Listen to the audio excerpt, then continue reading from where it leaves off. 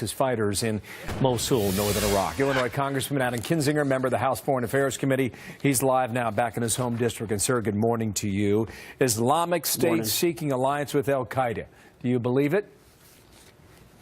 I do. I think there's good and bad news in this. The bad news, obviously, is when your enemies are fighting each other, that's a good thing. They have been competing for the last number of years for primacy in the radical Islamist movement. Al Qaeda claims it's the leader. ISIS claims it's the leader by building a caliphate.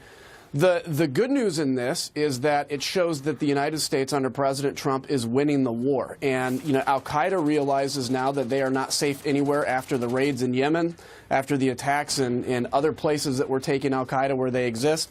As you see ISIS being rolled back from Iraq and ultimately knowing their time is limited in Raqqa and Afghanistan. And so you see all this, and I think now in desperation these two sides are coming together saying we can't compete with each other or we're going to lose. Let's try to unite forces because, frankly, our men and women are doing well. ISIS is Sunni, Al Qaeda is Sunni. ISIS is led by Baghdadi. Zawahiri is still the leader of Al Qaeda. 16 years after 9/11. You spend a lot of time overseas and a lot of these high intelligence briefings. Can you say and confirm that we are still actively pursuing both of these men at this hour?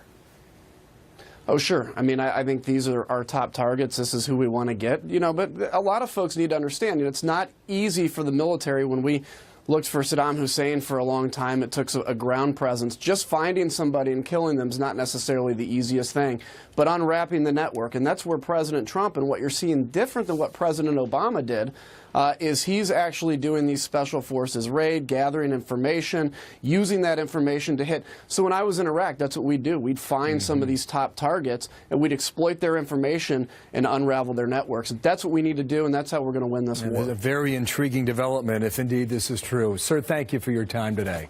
Ottawa, Illinois. Anytime. Take care. Adam Kinzinger, the Republican.